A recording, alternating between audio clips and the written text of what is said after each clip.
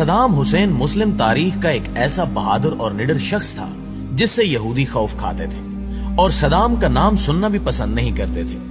Saddam Hussein اکثر اپنے دیے گئے انٹرویوز میں بتاتا رہتا تھا کہ میں ایٹم بم اپنے ملک کے لوگوں کے لیے نہیں بنا رہا،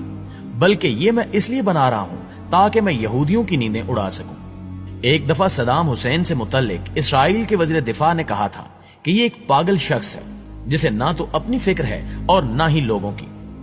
صدام حسین کفار کی آنکھ میں آنکھ ملا کر بات کرنے کا عادی تھا، اور جب بھی کوئی یہودی صدام حسین کو سازش کا حصہ بنانا چاہتا تو اسے ہمیشہ ہی منہ کی کھانی پڑتی۔ دوستو، یہی وہ حکمران تھا جو ایک خاتون کی فریاد پر اسرائیل پر چڑھ دوڑا تھا اور اسرائیل کے دارالحکومت پر 40 میزائل داغ دیے تھے۔ ہوا کچھ یوں تھا کہ ایک دفعہ صدام حسین کی لائیو کانفرنس چل رہی تھی کہ اچانک ایک چیختی چلاتی ہوئی عورت اس کے سامنے آ کر کھڑی ہوئی اور صدام حسین کو سخت الفاظ میں مخاطب کرتے ہوئے کہا کہ اسرائیلی فوجیوں نے میری بیٹی کو ریپ کا نشانہ بنا کر قتل کر دیا ہے اور تمہیں یہاں کوئی فکر نہیں ہے، تم عیش و آرام کی زندگی بسر کر رہے ہو اور ادھر ہم پر مظالم کے پہاڑ توڑے جا رہے ہیں۔ اس عورت نے مزید کہا کہ روزانہ ہمارے گھروں سے اسرائیلی فوجی ہم سب کی آنکھوں کے سامنے ہماری بہنوں اور بیٹیوں کو اغوا کر کے لے جاتے ہیں، جن کو بعد میں قتل کر کے پھینک دیا جاتا ہے، اور ہمارے چھوٹے چھوٹے بچوں کو سڑکوں پر گھسیٹ گھسیٹ کر مار دیا جاتا ہے۔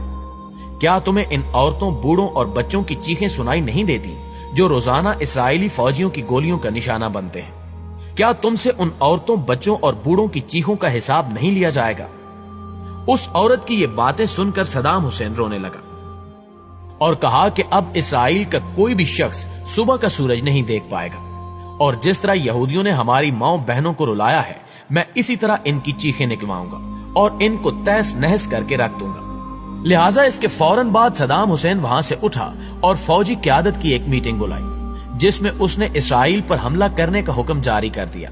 اور پھر اس کے حکم کے مطابق اسرائیل کے دارالحکومت پر 40 میزائل داغے گئے جن سے اسرائیل کے ہوش اڑ گئے۔ صدام اتنا طاقتور اور اپنی مرضی پر چلنے والا شخص تھا کہ کوئی بھی ملک یہ پوچھنے کی جرت بھی نہ کر سکا کہ اس نے یہ میزائل کیوں مارے ہیں۔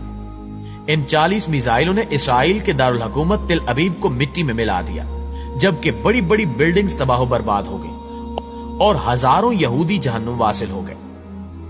مطلب جب یہودی امدادی ٹیمیں اپنے مرنے والے یہودیوں کو اٹھا رہی ہوتی تھیں تو اوپر سے ایک اور میزائل گر پڑتا تھا جو ان کو بھی موت کے منہ میں بھیج دیتا تھا۔